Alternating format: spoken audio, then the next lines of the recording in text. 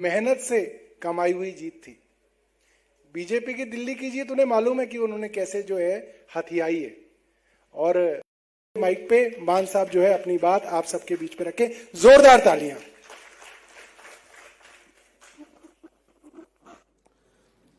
बहुत बहुत शुक्रिया, बहुत बहुत धन्यवाद दिल की गहराई से। मंच पर आसीन आम आदमी पार्टी के नेशनल कन्वीनर, देश की राजनीति को नई दिशा और दशा देने वाले माननीय अरविंद केजरीवाल साहब, और दिल्ली में उनके साथी जब सरकार में थे तब भी, जब सरकार में नहीं थे तब भी, श्री मनीष सिसोदिया जी, गोपाल राय जी, और हमारी गुजरात की टीम, भाई यशुदान जी, हमारे नए चुने हुए विधायक साहब गोपाल इटालिया जी, हमारे पंजाब के प्रधान अमन अरोड़ा जी, और हमारे लुधियाना के नए चुने हुए विधायक जी संजीव अरोड़ा जी। सामने मेरी कैबिनेट के साथी बैठे हैं, सतेंद्र जैन साहब बैठे हैं, और सब पर्दे के पीछे वाली टीम भी बैठी है, जो पर्दे के पीछे काम करते थे, और आज मेहनत जो है वो रंग लाई है। सबको मेरा नमस्कार, सत श्री अकाल, वाहिगुरु जी का खालसा, वाहिगुरु जी की फतेह। मेरे से पहले उन दोनों बंदों को बुलवा दिया गया है जिन्होंने खुद डोर टू डोर से लेके रात के 11 बजे तक, 12 बजे तक इलेक्शन का हर अक्षर अपने हाथों से लिखा।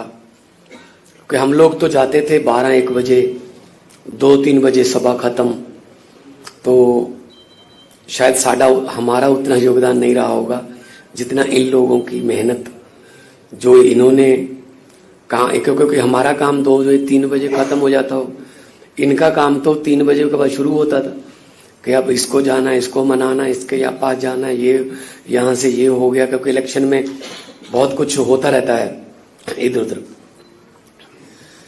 लेकिन जब रुझान आने शुरू हुए और पंजाब और गुजरात से पहला राउंड, दूसरा राउंड, तीसरा राउंड जब आगे बढ़ते गए तो लगा कि है ऊपर वाला जो कुछ ना कुछ तो अपना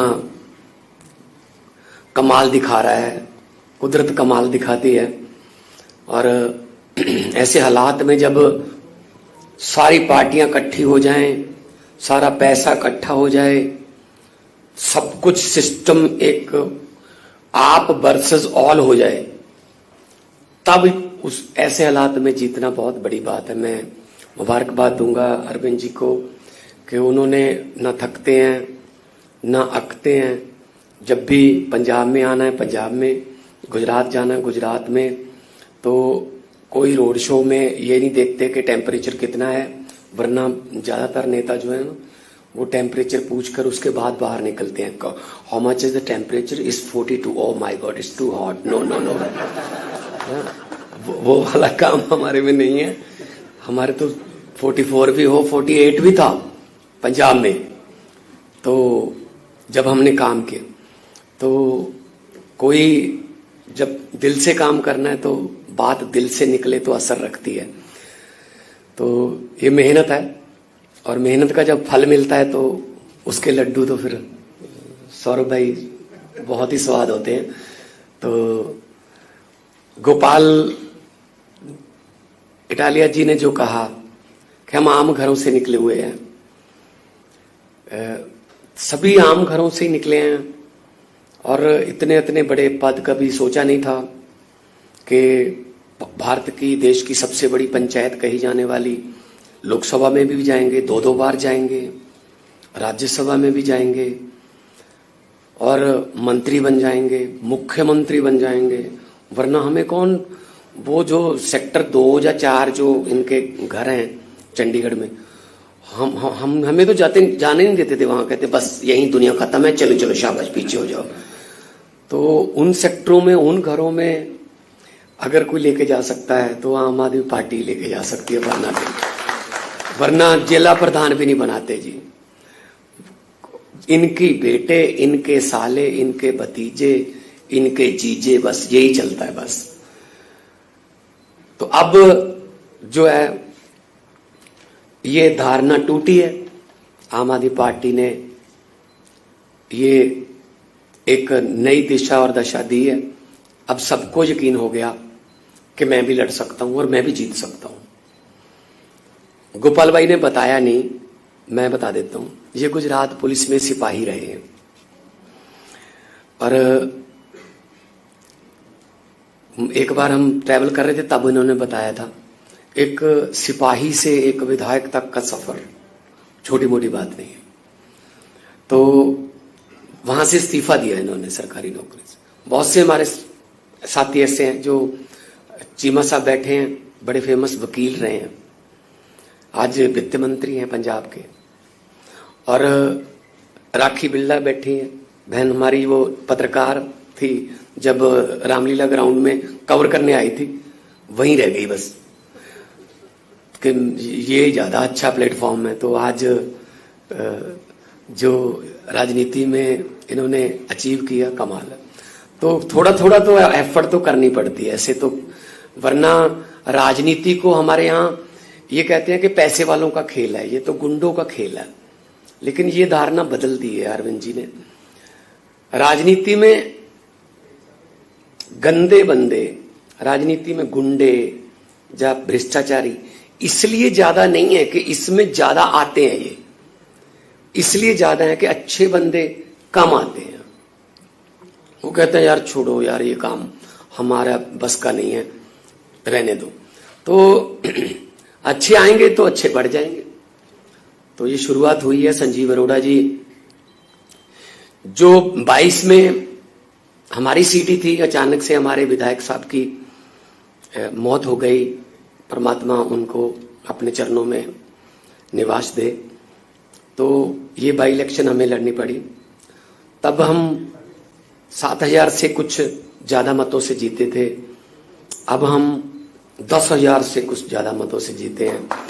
तो हालांकि वोटिंग परसेंटेज कम है, पिछली बार ज्यादा परसेंटेज वोट हुआ था, इस बार थोड़ा कम है, लेकिन उसमें भी मार्जिन इतना है कि 40% और 22%, 18% का मार्जिन। 1-2% पे सरकारें बन जाती हैं, 1-2% पे देश की सरकारें बन जाती हैं। तो बहुत खुशी हुई। पहले तो सब मीडिया वाले साथी जो हैं उनका बहुत बहुत धन्यवाद, आप आए। ये जो यहाँ आप आए हैं ना, इसका नाम है कपूरथला हाउस। ये कपूरथला के राजा का महल था। एक इधर है फरीदकोट हाउस, वो फरीदकोट के राजा का था। एक पटियाला हाउस है जो कोट बना हुआ है, वो पटियाला के राजा का था। एक नाभा हाउस भी है, वो नाभा के राजा का था। यहाँ हमें कौन आने देता था जी, तो राजाओं के महल थे। तो आज अगर हम कपूरथला हाउस में हैं तो सिर्फ पब्लिक की वजह से, संविधान की वजह से और एक अच्छी सोच की वजह से हम हैं। हमारी टीम है, हम मिल के काम करते हैं।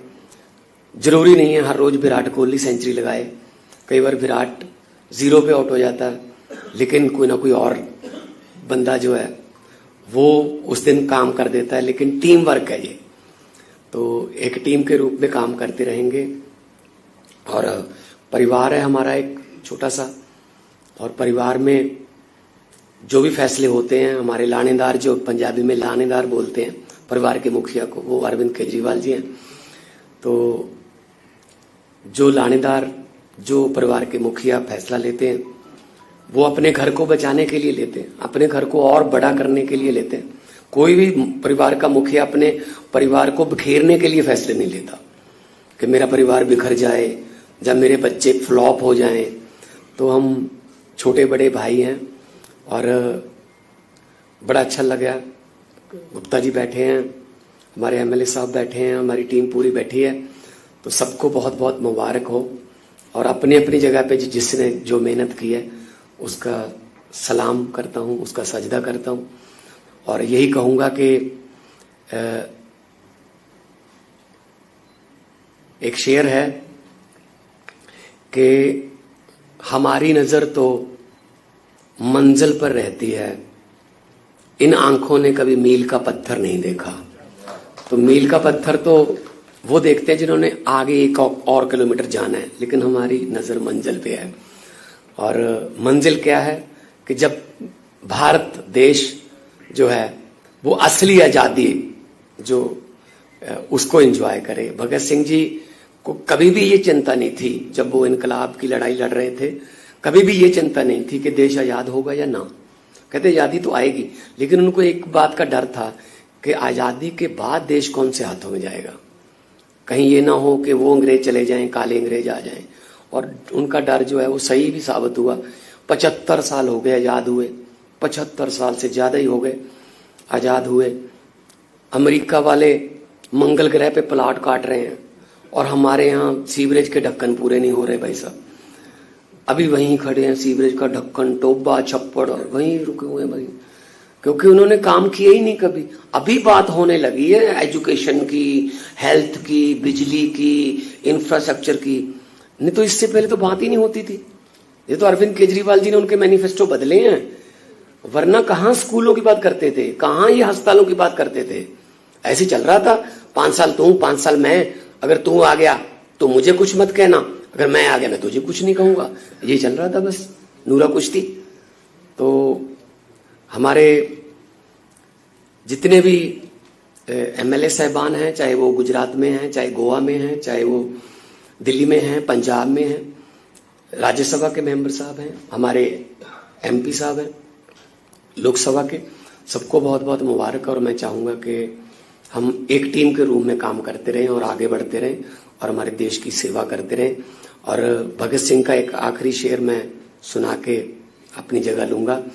भगत सिंह जी ने कहा था कि इश्क करना सबका पैदाइशी हक है, इश्क करना सबका पैदाइशी हक है, क्यों ना इस बार वतन की सरजमी को महबूब बना लिया जाए। तो वतन की सरजमी को महबूब बनाते हैं और तरक्की करेंगे और अपना योगदान हम जितना भी हो सकता है वो इसमें डालते रहेंगे। बहुत बहुत धन्यवाद, बहुत बहुत धन्यवाद। थैंक यू मान साहब, आपने बहुत अच्छा बोला। और मान साहब ऐसी ऐसी बातें बोलते हैं 48 डिग्री टेम्परेचर वाली, मैं रात को सोने के लिए लेट जाता हूं तो भी हंसता रहता हूं सोच सोच के वो वाली बात। कई लोग सोचते हैं कि क्या है जो इस आम आदमी पार्टी को अलग बनाता है, क्या है जो अरविंद केजरीवाल को अलग बनाता है। मैं आपको एक छोटा सा उदाहरण देता हूं। दिल्ली का चुनाव हम 8 तारीख को हारे, 9 तारीख को मैं सोता ही रहा, उठा, ब्रेकफास्ट किया, फिर सो गया, लंच किया, खाया, वहीं बेड पे सो गया, फिर रात को भी डिनर भी वहीं किया, सो गया, सो के ही पूरा दिन गुजारा। अगले दिन अरविंद जी के यहाँ गया, देखा कि ये गुजरात की प्लानिंग कर रहे थे, बिल्कुल नहा धो के तैयार होके गुजरात की प्लानिंग।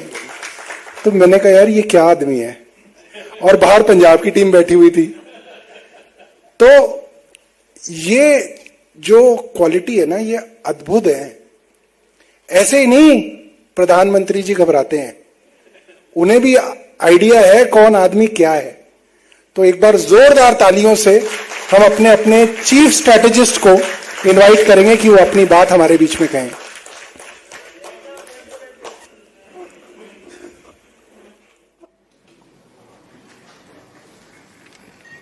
पंजाब के मुख्यमंत्री सरदार भगवंत मान साहब, मनीष सिसोदिया जी, गोपाल राय जी, अमन अरोड़ा जी, यशोदान गढ़वी जी, और हमारे आज के दोनों हीरो संजीव अरोड़ा जी, गोपाल इटालिया जी, और आज यहाँ पे आई हुई सारी आम आदमी पार्टी की लीडरशिप। सबसे पहले मैं गोपाल इटालिया जी को और संजीव अरोड़ा जी को बहुत बहुत बधाई देना चाहता हूँ एमएलए बनने के लिए। मैं उम्मीद करता हूं संजीव अरोड़ा जी विधानसभा में जाके मान साहब के साथ कंधे से कंधा मिला के पंजाब की तरक्की में आगे बढ़ेंगे, पंजाब की तरक्की में और आगे बढ़ाएंगे और गोपाल इटालिया विधानसभा में जाके बीजेपी की नाक में दम करेंगे।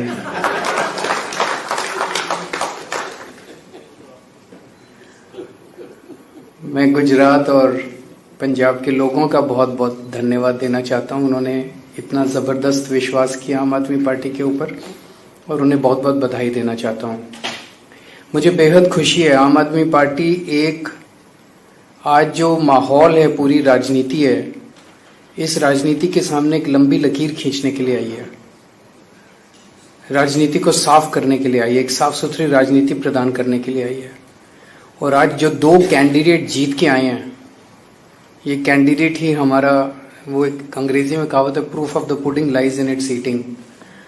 संजीव अरोड़ा जी और गोपाल इटालिया, इनका बैकग्राउंड देख लीजिए, बिल्कुल साफ सुथरी छवि वाले समाज सेवक लोग जिन्होंने समाज के लिए बहुत कुछ किया है। ऐसे लोगों को टिकट देके विधानसभा में पहुंचाना, ये केवल आम आदमी पार्टी कर सकती है और कोई पार्टी नहीं कर सकती। एक जमाने में कहा जाता था कि अच्छे लोग जो हैं उन्हें राजनीति में नहीं आना चाहिए, राजनीति अच्छे लोगों के लिए नहीं है। लेकिन आम आदमी पार्टी ने यह धारणा तोड़ी है, अच्छे लोगों को राजनीति में आना चाहिए, लेकिन राजनीति में आके मेहनत भी करनी चाहिए, ताकि अगर आप जीत रहे हो तो जनता आपका साथ देती है। अगर आप अच्छे हो राजनीति में आ जाओ और सोचो कि अब मैंने आसान कर दिया जनता पे, अब मैं राजनीति में आ गया, अब जनता मेरे, वो नहीं। इन दोनों ने मेहनत की, आम आदमी पार्टी ने मेहनत की, गोपाल इटालिया ने मेहनत की, संजीव अरोड़ा ने मेहनत की, तो जनता ने जो भारी समर्थन दिया वो समर्थन अद्भुत था। इसका मतलब इस देश की जनता साफ सुथरी राजनीति चाहती है। इसका मतलब इस देश की जनता चाहती है कि गुंडे, मवाली, लुच्चे, लफंगे जो भर गए हैं आज पार्टियों के अंदर, उनसे छुटकारा मिले और अच्छे, ईमानदार, साफ सुथरी छवि वाले, काम करने वाले लोग राजनीति के अंदर आए। जिस तरह का मार्जिन है विक्ट्री का, ये अद्भुत है। 2 साल के बाद पंजाब का चुनाव है, 3 साल हो गए पंजाब में सरकार चलाते हुए। अक्सर कहा जाता है कि 3 साल सरकार चलाने के बाद एंटी इनकम्बेंसी आ जाती है, पर जो मार्जिन से संजीव अरोड़ा जी जीते हैं, उससे तो लगता है कि एंटी इनकम्बेंसी छोड़ो, प्रो इनकम्बेंसी है। मतलब पिछली बार इसी विधानसभा में 1,15,000 वोट पड़े थे, इस बार केवल 85,000 वोट पड़े। उन 85,000 वोट में भी इनको 10,000, 10,500 वोट मिले हैं, जबकि पिछली बार 7,500 वोट में से जीते थे। 7,500, इस बार 10,500 का मार्जिन है, पिछली बार 7,500 का मार्जिन था, तो मार्जिन भी बहुत बड़ा हो गया।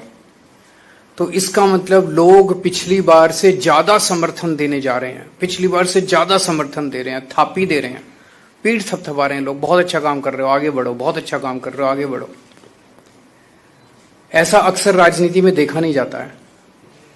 तो मैं मान साहब को बहुत बहुत बधाई देना चाहता हूं, आम आदमी पार्टी की सरकार को बहुत बहुत बधाई देना चाहता हूं। जिस तरह से आम आदमी पार्टी की सरकार पंजाब में काम कर रही है, ऐसा लगता है पिछली बार 92 सीट आई थी, इस बार 100 पार तो करनी चाहिए और ज्यादा मार्जिन से करनी चाहिए। जिस तरह से गुजरात के अंदर और पंजाब के अंदर, एक और बड़ी बात है, पंजाब में नशे के खिलाफ जो युद्ध छेड़ा गया है, मैं समझता हूं जितनी आशीर्वाद हमें गांव-गांव से, छोटे छोटे परिवारों से मिल रहे हैं, जिनके बच्चे नशे के अंदर डूब गए थे, वो नशे में बाहर आ रहे हैं, वही आशीर्वाद हम लोगों को तरक्की देता है। ऐसा नहीं कि पूरे देश में केवल पंजाब में नशा है, दिल्ली में बहुत नशा बिक रहा है, हरियाणा में बहुत नशा बिक रहा है, गुजरात में बहुत नशा बिक रहा है, गोवा में बहुत नशा, में कहीं चले जाओ देश के अंदर खूब नशा है। लेकिन जिस किस्म की नशे पे चोट पंजाब के अंदर पड़ रही है, बड़े बड़े तस्करों को पकड़ा जा रहा है, बड़े बड़े तस्करों के बुलडोजर चलाए जा रहे हैं, और चाहे कितना भी बड़ा नेता क्यों ना हो, मैसेज ये है कि उसको बख्शा नहीं जाएगा। बड़े से बड़े जो भी, चाहे आप कितने भी बड़े पॉलिटिकल नेता हो, अगर आप नशे के तस्करी में शामिल हो तो आपको किसी हालत में बख्शा नहीं जाएगा। वो लोग जिन्होंने पंजाब को नशे में धकेल दिया था, सबसे पहले पंजाब में नशा लेके आए थे। उनकी जब वो लोग मंत्री थे दूसरी पार्टियों के, वो लोग मंत्री थे, अपनी गाड़ियों के अंदर नशा सरकारी गाड़ियों के अंदर लेके और पूरे पंजाब में डिस्ट्रीब्यूट किया करते थे घर घर में। जब वो सरकारी मंत्री थे अपने घर में इंटरनेशनल स्मगलरों को रखते थे। लेकिन आज पंजाब के अंदर प्रो पीपल आम आदमी पार्टी की सरकार है, ईमानदार सरकार है। चाहे कितना भी बड़ा आदमी क्यों ना हो, कितना भी शक्तिशाली आदमी क्यों ना हो, किसी को बख्शा नहीं जाएगा। ये मैसेज पंजाब के अंदर, और पंजाब के लोगों को ये पसंद आ रहा है जो इन्होंने आम आदमी पार्टी की लखनऊ पश्चिम की सीट से जिता के लोगों ने बताया। गुजरात के लुधियाना पश्चिम की सीट से सॉरी